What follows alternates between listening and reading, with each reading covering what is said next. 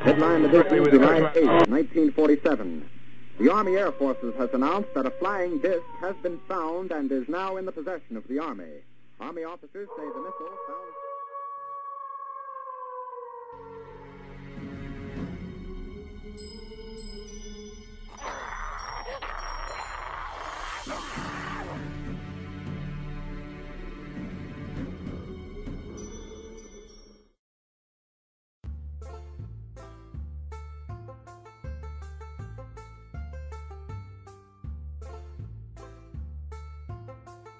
The areas in and around Columbus, Georgia have a rich history. And with this rich history, the city of Columbus is also home to a great number of ghost stories. The stories continue outside of the city limits in the surrounding communities.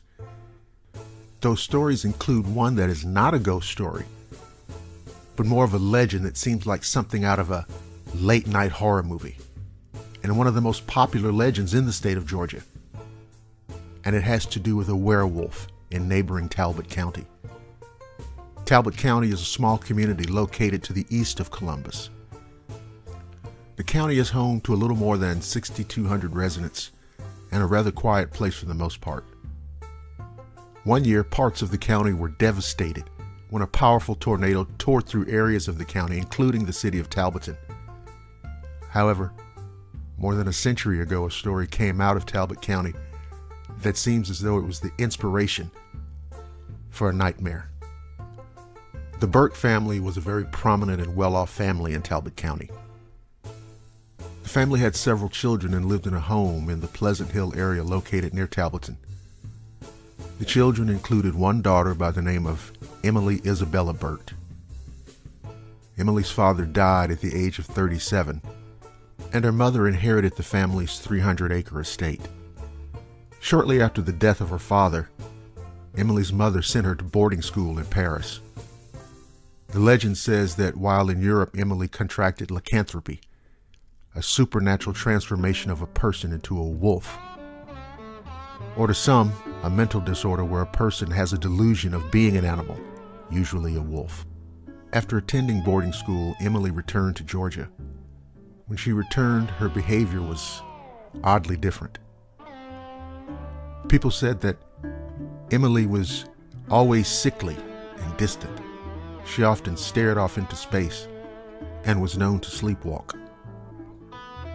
Shortly after her return to Talbot County, there was a rash of killing and slaughtering of wildlife, including sheep.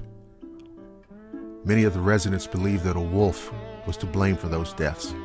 One night, local residents formed a posse and armed themselves to seek and hunt down the wolf responsible for the killings. According to the legend, an elderly man in the area who was a native of Eastern Europe told the members of the posse to melt down anything silver. They weren't dealing with a regular wolf. They were dealing with a werewolf.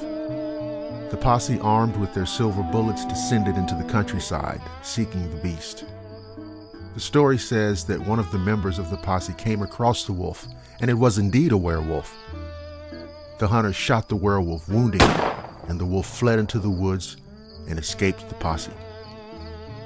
Oddly, the legend says that the next day, Emily's mother found her suffering from a gunshot wound. A local doctor treated Emily's wound, and shortly after, her mother sent her back to Europe for treatment of lycanthropy by a specialist. The legend says once Emily was shipped off to Europe, the killings of livestock stopped in Talbot County.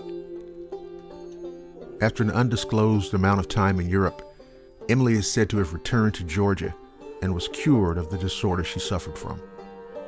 She lived her life out and became a respected member of the community and inherited the family property, which included land in Talbot, Muskogee, and Meriwether counties.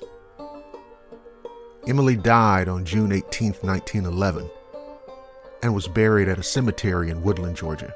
She was 69 years old when she died. So we're left with a mystery. Did a werewolf haunt the hills and woodland areas around Columbus, Georgia? We'll never know for sure. But what if it was true? What if?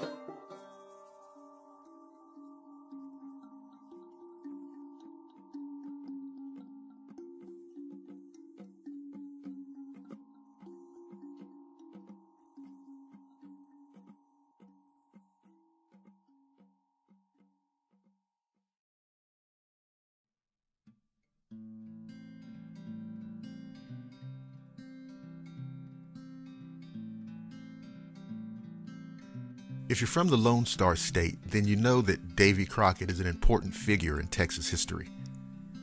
Although a native of Tennessee, Crockett left his home state after serving as a member of Congress when another individual was voted into his seat. This spawned his famous quote, "You all may go to hell, but I'm going to Texas." Although initially attracted to Texas by the allure of cheap land and natural resources, upon arriving, Crockett had many adventures which eventually led to him to advocate for Texas independence. He fought for the Texas Army in its quest to become its own nation free from the rule of Mexico, and Crockett famously died defending the Alamo. An avid outdoorsman, Crockett is mythologized for many of his skills as a woodsman, such as killing a bear with a knife when he was only 3 years old and wearing a coonskin cap. While some of these feats might be fantasies, there's plenty of evidence in Crockett's own journals and correspondence with friends and family that document his skill in the wild. One encounter that you may not know about is the time that Crockett allegedly came face to face with a Bigfoot. Upon traveling into the interior of Texas in what is close to the national forest that's named after him, Crockett wrote in a letter to his brother-in-law about an encounter he had with a creature that he described as the shape and shade of a large ape man. I want to now share with you the contents of Crockett's letter. William and I were pushing through some thicket, clearing the way when I sat down to mop my brow. I sat for a spell watching as Williams made his good and fine progress. I removed my boots and sat with my rations, thinking the afternoon a fine time to lunch. As the birds whistled and chirped, and I ate my small and meager ration, I tapped my axe upon the opposite end of a fallen tree I rested upon. The letter continues. Whether it was the axe's disturbance or possibly the heat of the sun which caused an apparition to slowly form in front of my eyes, I do not know. As a Christian man, I swear to you, Abe, that what spirit came upon me was the shape and shade of a large ape man, the likes we might expect among the more bellicose and hostile Indian tribes in the territories. The shade formed into the most deformed and ugly countenance, covered in wild hair, with small and needling eyes, large broken rows of teeth, and the height of 3 foundlings. I spit upon the ground the bread I was eating. Crockett continues. The monster then addressed a warning to me. Abner, it told me to return from Texas, to flee this fort, and to abandon this lost cause. When I began to question this, the creature spread upon the wind like the morning steam swirls off a frog pond. I swear to you, Abner, that whatever meat or sausage disagreed with me that afternoon, I swore off all beef and hog for a day or so afterward. Less than 6 months after the writing of this letter, Crockett was killed at the Alamo with approximately 190 others. Santa Anna's army swept north and east in an attempt to snuff out the Texas Revolution. That being the case, no clarification on the information in the letter was ever given. Most historians feel that the account in the letter was just an attempt by Crockett to entertain his brother-in-law. Some, however, feel differently. Many point to the fact that Crockett swore his account was true not once, but twice in the letter. They also point to how Crockett had insisted on changing the wording of the Oath of Allegiance as evidence that he took his honor seriously. The wording changed in the oath included the addition of the word Republican before the word government. That way, Crockett would have been obliged to defend a rogue government run by a non-elected dictator. It is this very change in the agreement that allowed Crockett to fight against Santa Anna with a clear conscience. Would Crockett have sworn the tale was true in writing if it didn't occur? Now, the entire matter of the creature apparition appearing and verbalizing a warning to Crockett is about as bizarre an incident as I've ever come across. Certainly the description of the creature given by Crockett matches the classic description of a wood ape or Sasquatch. The ugly countenance, covering of wild hair, and the small needling eyes described all sound familiar. So does the estimated height of 3 foundlings. Now, while there's no exact height of a foundling, a small abandoned child, most agree a safe estimate for this description would be somewhere between 7 and 8 feet. But that's where the similarities between Crockett's creature and credible modern Bigfoot accounts end. The claim of Crockett that the creature spoke to him and actually warned him to leave Texas is utterly unprecedented. I don't even know what to say about it.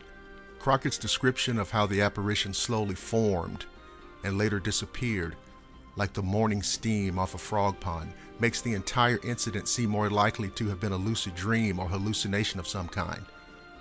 Again, it's all very strange.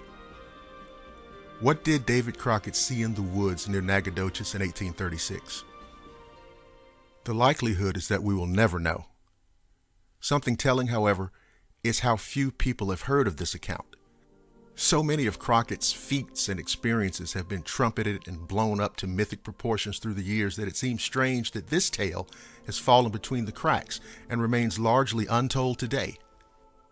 Having said that, though, maybe it isn't so strange after all. Americans like their heroes, especially those in the distant past, to be without blemish, perfect images chiseled into marble. These heroes, men like Crockett, are revered to this very day and held up as icons. The legacy of such a man might be tarnished if such a story leaked out and became well known. Better to dismiss the tale as nothing more than a bit of yarn spinning on the part of good old Davy, than to attempt to come to grips with the possibility that something genuinely strange happened in the deep woods of East Texas in 1836. Something very strange indeed. But still, there's something else here that deserves consideration. The creature we've come to call Bigfoot is undoubtedly a flesh and blood creature. After all, it leaves footprints, captures prey for food, and has been seen eating. There are even reports of the creature being injured and perhaps even killed by gunshots. However, none of this precludes the possibility of the existence of other types of beings, entities if you will, that have the ability to manifest and take on the likeness of a creature like Bigfoot. Such a being would have an etheric nature, appearing and vanishing at will, and perhaps even communicating telepathically. If Crockett's encounter is to be taken at face value, it is more likely that it was this type of being that he faced that day so long ago. Something to think about. Thank you for listening to the Shadowland Radio Show. To enjoy more paranormal and cryptid stories, visit blackwatermedia.net to listen to a vast archive of material. While there, consider becoming a Blackwater Media Swamp Hunter Society member and access all available premium content. You can also visit the Blackwater Media YouTube channel. While there, be sure to like, share, and subscribe. I'm Dr. William Lester, and I promise to see each and every one of you again on the flip side.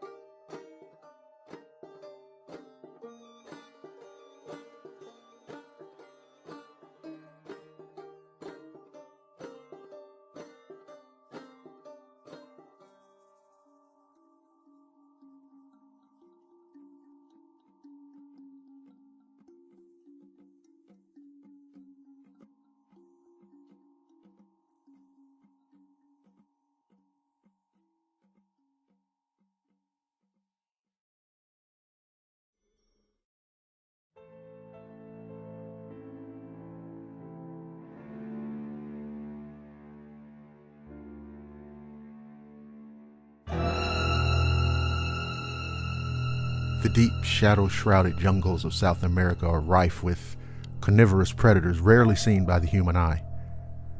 But as intimidating as the creatures lurking in the dense rainforests of this mysterious continent may be, the arid plains of northern Chile are said to harbor a colony of chillingly bizarre beasts, which are quite unlike anything supposed to be living on the earth. Situated in the northernmost portion of Chile, less than 12 miles away from the port city of Arica, is a sprawling swath of red sand desert known as Pampa Acha. The only real nod to the existence of humanity in this desolate region is the Pan American Highway, which twists through this barren wasteland like an asphalt serpent.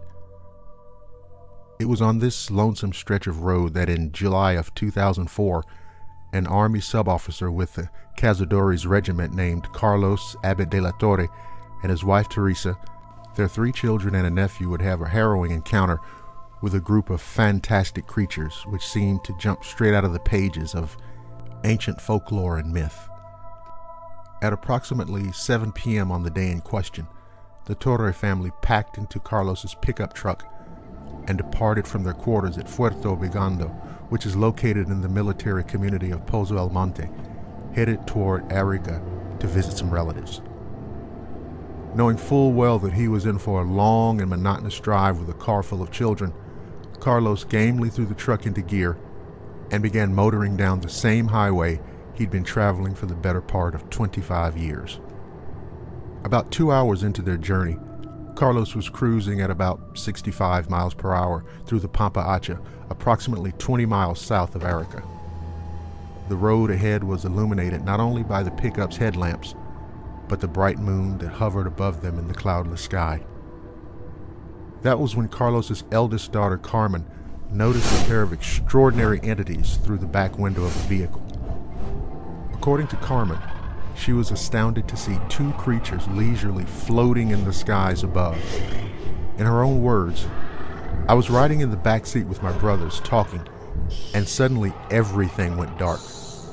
Then I told my brother what I was seeing, and he told me to keep quiet because Mom gets nervous.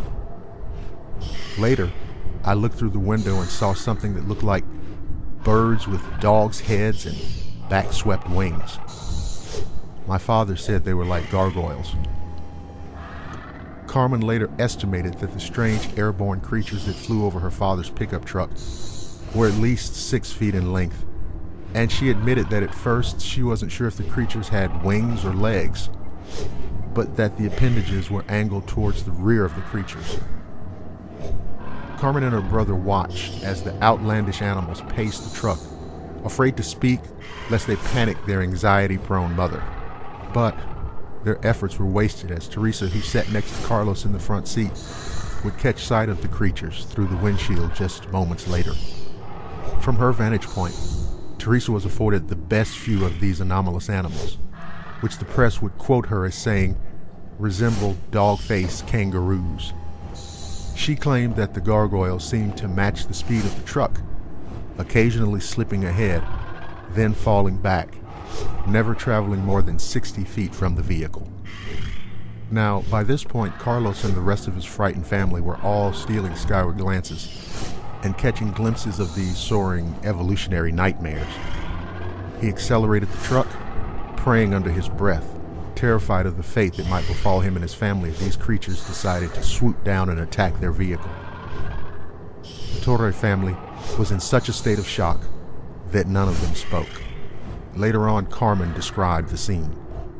"We were speechless for some 10 minutes. Then my mom told us to explain what we'd seen, and we started discussing the experience amongst ourselves. Just when the family was growing accustomed to the flying monsters above, another pair of the same type leapt in front of the truck on strong hind legs, which were shorter than the upper legs. Carlos managed to avert a collision with these gargoyles and increased the pickup speed, eventually leaving all 4 of the beasts behind.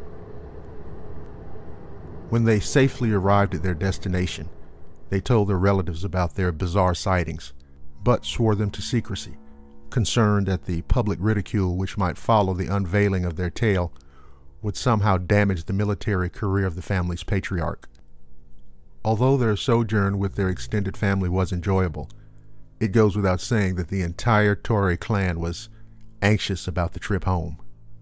Teresa even conceded later, "We were terrified to go back," but much like every other journey Carlos had taken through Pampa Acha, the expedition proved to be mercifully uneventful. Once back on the base in Pozo El Monte, the Torre family honored their oath of silence.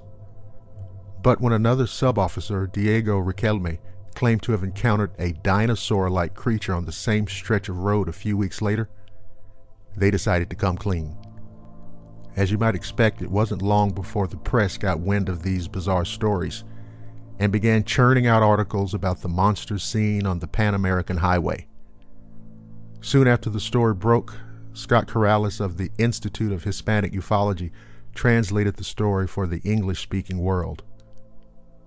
The usually open-minded Chilean press was quick to claim that the eyewitnesses were likely seeing nothing more than ostriches, which must have escaped from a local breeder. The fact that ostriches can't fly, and that none of the birds were reported missing in the area, was ignored by the media.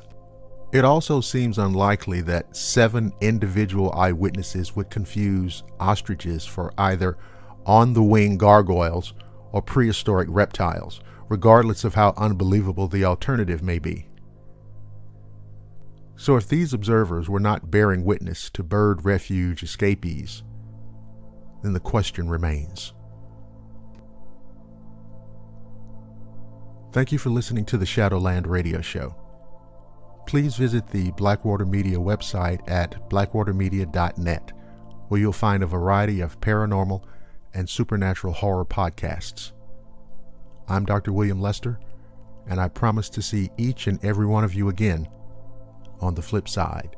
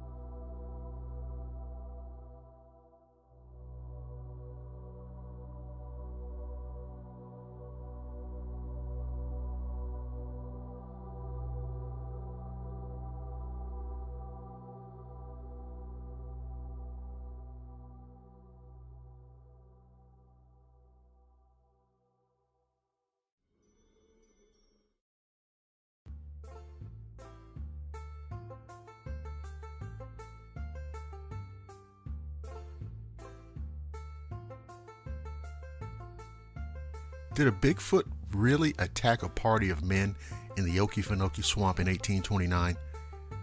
Or was it all a tall tale? The answer to those questions, quite honestly, may never be known. But the story is one of many that add to the mystery of the swamp. The tale originated near the south end of Ware County, where the line that divides Georgia from Florida passes through the Okefenokee. In 1829, the first white settlers were just pushing into the fringes of the swamp. Surrounded by the stunning beauty of the swamp, they quickly picked up on an Indian legend that held a mysterious race of people lived on an island deep in the wilderness. So far as is known, another related account first appeared in print in 1806 in Jedediah Morse's book, Geography Made Easy.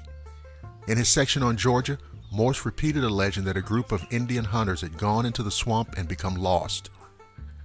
When they were in a desperate condition, a party of the most beautiful women they'd ever seen came out to their rescue. Here's a quote from Morse's book. They, being lost in inextricable swamps and bogs and on the point of perishing, were unexpectedly relieved by a company of beautiful women, whom they called Daughters of the Sun, who kindly gave them such provisions as they had with them, consisting of fruit and corn cakes. The tale, as repeated by Morse, continued with the women warning the hunters to flee as fast as possible to their own country, because their husbands were fierce men and cruel to strangers. These men of the swamp were said by the Creek Indians to be of gigantic stature and both cruel and warlike. The winter of 1828-1829 was extremely dry, and 2 men living on the edges of the swamp decided to explore as deep into it as they could.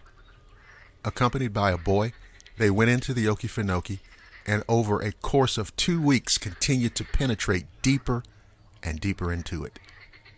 As they explored the very heart of the swamp, they made a startling discovery of gigantic footprints. The length of the foot was 18 and the breadth 9 inches. The monster from every appearance must have moved forward in an easy or hesitating gait, his stride from heel to toe being a trifle over 6 feet. This is what was printed in the Milledgeville, Georgia Statesman newspaper, January 1829. Published again in the Connecticut Sentinel, February 9, 1829. The men, as newspapers of the time noted, had, quote, seen enough. Ending their expedition and retreating out of the swamp, they related to their friends and neighbors what they'd seen. Of course, the story excited the curiosity of a party of hunters who lived just across the Florida line. 9 in number, they went into the swamps to find the mysterious giant, and they were guided by one of those members of the original party. Quote, following for some days the direction of their guide, they came at length upon the track first discovered, some vestiges of which were still remaining pursuing these traces several days longer. They came to a halt on a little eminence and determined to pitch their camp and refresh themselves for the day. The expedition was described in detail in newspaper reports published in February 1829. Those accounts indicated that as the hunters were discharging their guns to reload them with fresh powder for the night, a wild animal charged their camp. Here are actual details from the newspaper report. The next minute he was full in their view, advancing upon them with a terrible look and ferocious countenance. Our little band instinctively gathered close in a body and presented their rifles. The huge being, nothing daunted, bounded upon his victims, and in the same instant received the contents of 7 rifles. The fight, however, did not end there.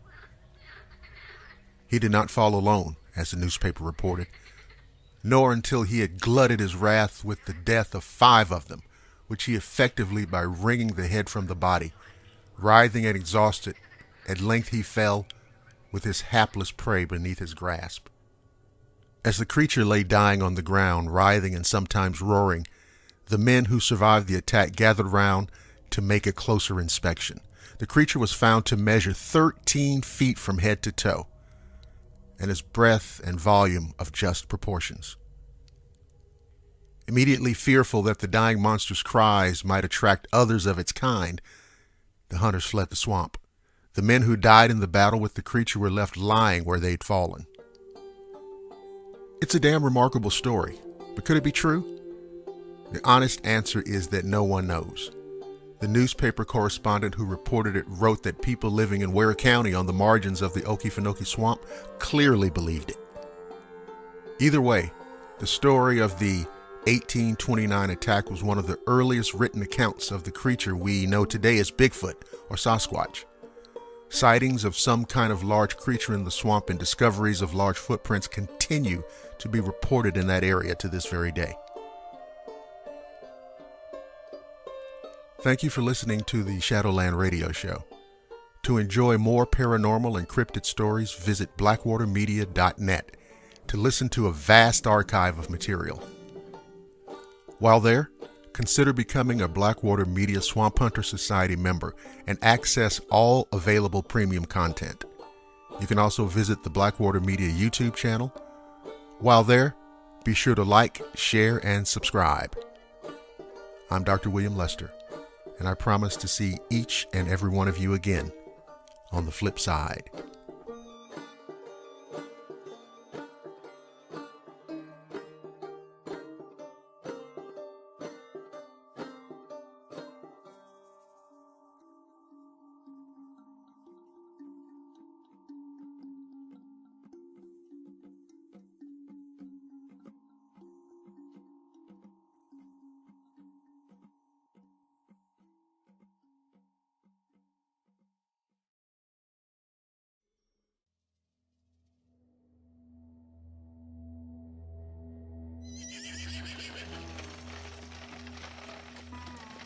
Dead Man's Hole is located near Oak Grove, California, and was a stop of the Butterfield stage line. When the line was established, it ran right by a sparkling water hole. The stage often stopped there to refresh men and horses before continuing their trip. It was on one of these stops in 1858 that a legend was born. The driver got out for a drink. he leaned over the water just to meet face to face with a dead man, the first known victim. Several reports circulated around San Diego of the disappearance, but were dismissed. But a French sheepherder was found dead at the hole in 1870. 6 years later, a stage passenger claimed to have seen a naked thing with long black hair watch him from a nearby bush. A few years later, a man named William Blair was found strangled in the woods near the hole. A couple of his wealthy friends from San Francisco investigated the death but found no clues. A year later, a Native American girl was found 200 feet from where Blair's body was discovered. Her throat had been ripped open as if by some wild beast. In March of 1888, a couple of hunters named Edward Dean and Charles Cox explored the canyons behind Dead Man's Hole. They managed to hike a mile through the rough terrain. Upon taking a break, they heard a strange sound nearby. What they found was a creature with dark brown hair, like a bear, and about 6 feet tall, scurrying away. The hunters began to follow it, but decided to stop it in its tracks by firing a shot in the air. The beast turned to reveal its wolf-like face. It started climbing the canyon wall to a cave opening. Cox fired again, killing the creature. Stories in the newspapers ran wild. One article claimed that the animal was the result of a cross between a man and some kind of carnivorous beast. James Jasper reported in the San Diego newspaper that the monster's body was being taken to San Diego to be put on exhibit the next day. However, there weren't any further reports after the 1888 article concerning the beast. Was the monster revealed to the world, or did it just disappear in transit? Here's a question to consider. Why weren't there any more articles about the monster of Dead Man's Hole? Perhaps the truth lies more in logic rather than conspiracy. It may have something to do with the date James Jasper's article was published, on April 1st, 1888. Something or someone was killing people at Dead Man's Hole over a 30-year period, as reported. Who knows how many before 1858? Some would say that members of the local native tribes were responsible, but the indigenous tribes have always strictly avoided the area, and so the mystery remains. Thank you for listening to the Shadowland Radio Show. I'm Dr. William Lester, and I promise to see each and every one of you again on the flip side.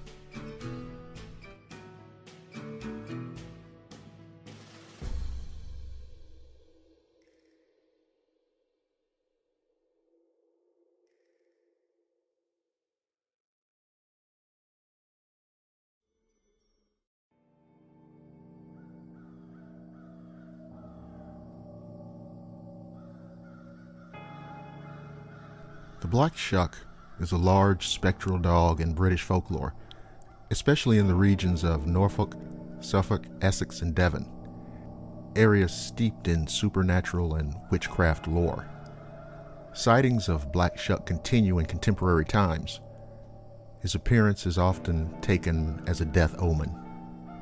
The origins of black shuck, including its name, are uncertain. The spectral dog may have entered Britain from Norse mythology, brought by early Viking invaders who told stories about the black warhound of Odin.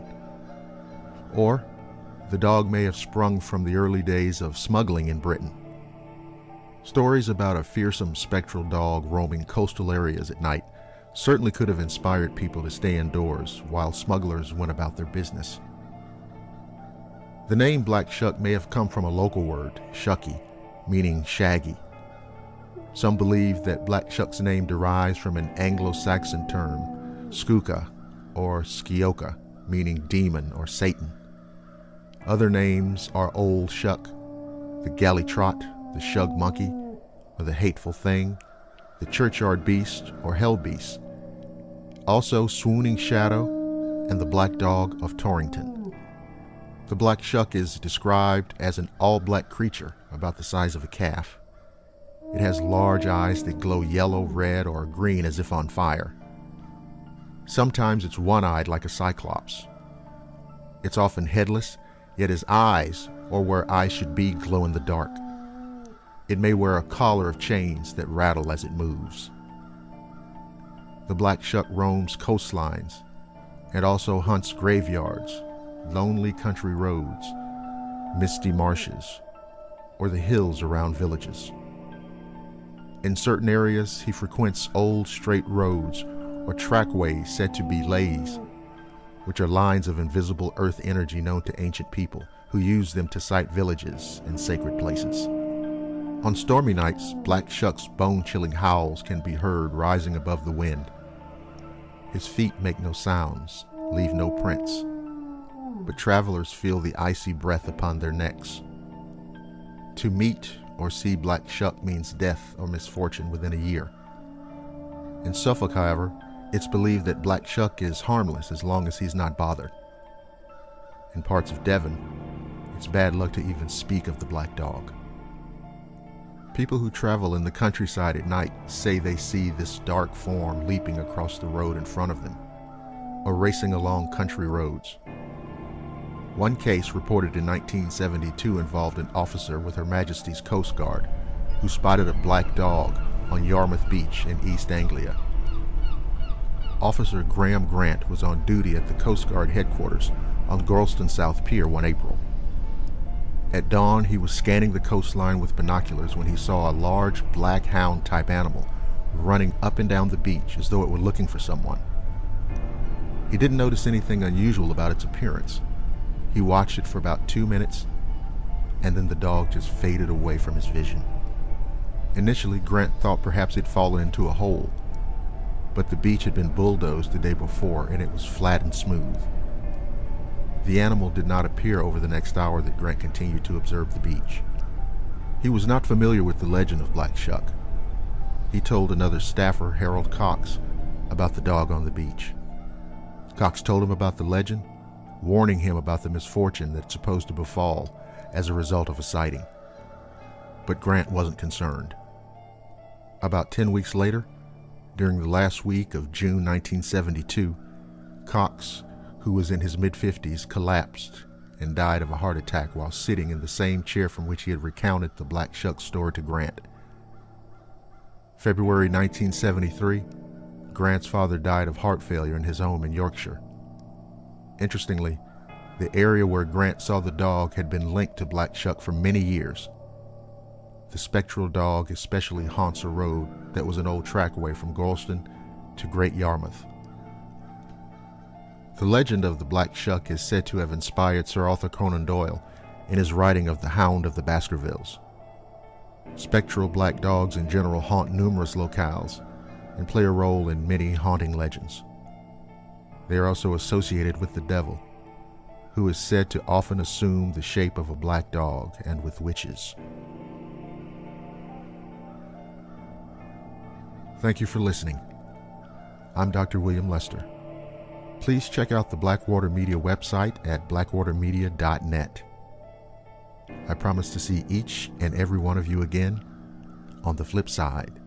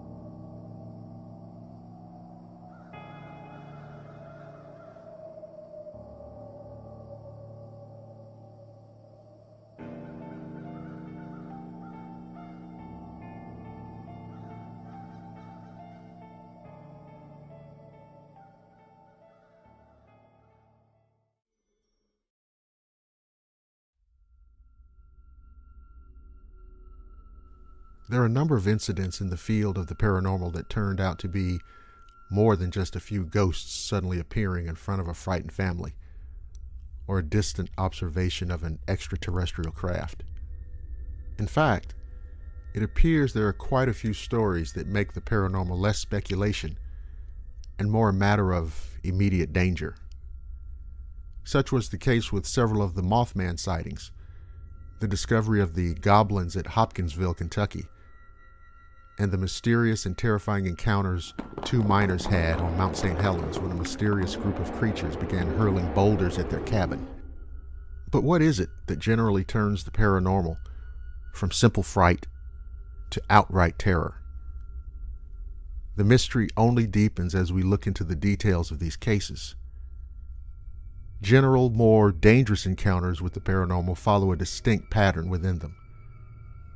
Usually they begin with a small group of people in a relatively isolated area, with all of them either at home or the area they've recently begun to call home.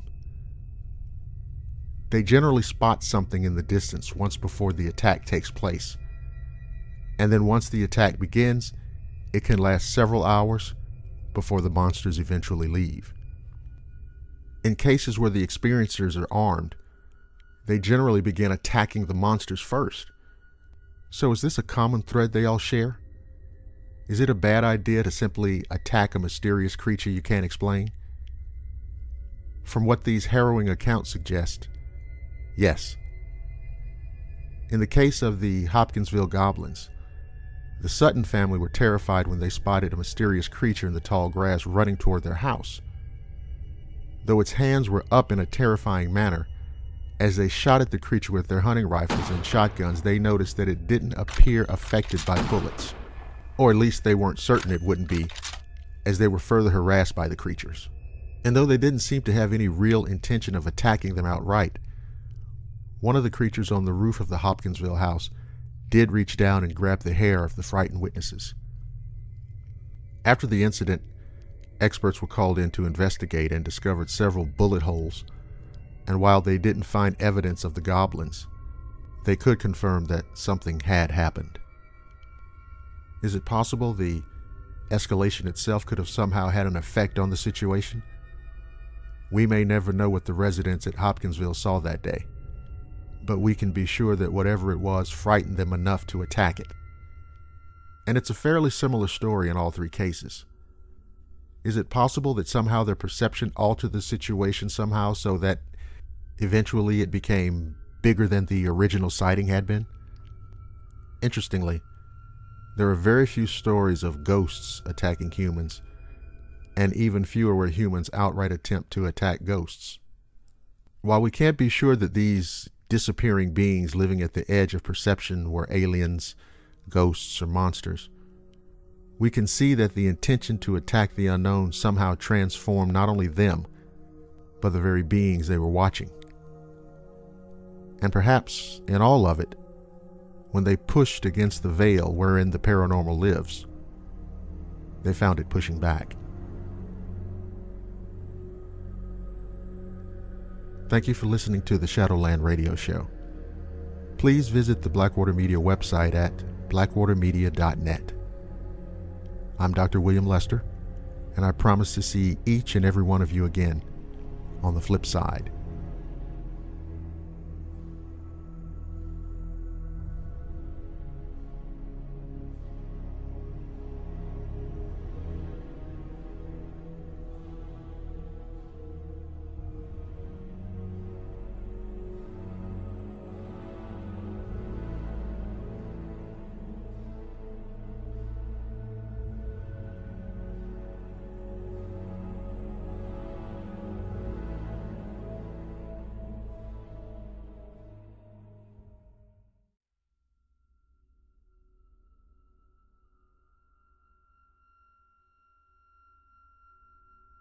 I want to take you back 200 years to a place called Crosswick, Ohio. Now, normally there wouldn't be all that much to discuss here. After all, we're talking about a small town on what was then still part of the western border of early America. Yes, not a lot to talk about, except that this particular small town and its surrounding environs was home to a monster. Although the monster hadn't been spotted in nearly 2 centuries, the legend of the Crosswick Monster is still told in the area. According to reports, 2 young boys were playing on the banks of a small creek when they were startled by a massive snake-like creature. The monster sprouted arms and snatched one of the boys, dragging him nearly 100 yards to a massive sycamore tree that was assumed to be its den. The monster dropped the child just outside a hole in the tree's bank. The 26-foot diameter tree was eventually chopped through by dozens of men from the town, and when the serpent creature reappeared, the men noted that it was between 12 and 14 feet tall. The monster escaped the men, crashing through a fence before darting into a cavern. The full description of the creature from the men was as follows. It is described as being 30 to 40 feet long, 12 to 14 feet tall when erect, 16 inches in diameter, and legs 4 feet long. It is covered with scales like a lizard's, of black and white color with large yellow spots. Its head about 16 inches wide with a long forked tongue, and the mouth inside deep red. Although the Crosswick Monster was never seen again, it is remembered as one of the most believable cryptid experiences in Ohio, as more than 60 men claim to have witnessed it. So there you have it. A small chapter, or perhaps just a page or two. An anecdote for you to take note of, contemplate, and file away. But never lose sight of the fact that just beyond the boundary of your door, in places seen and unseen, in regions known and unknown, monsters dwell. Thank you for listening to the Shadowland Radio Show. If you're listening on the Blackwater Media YouTube channel, don't forget to like, subscribe, and share. You can also listen at blackwatermedia.net and the Blackwater Media Facebook page. I'm Dr. William Lester, and I promise to see each and every one of you again on the flip side.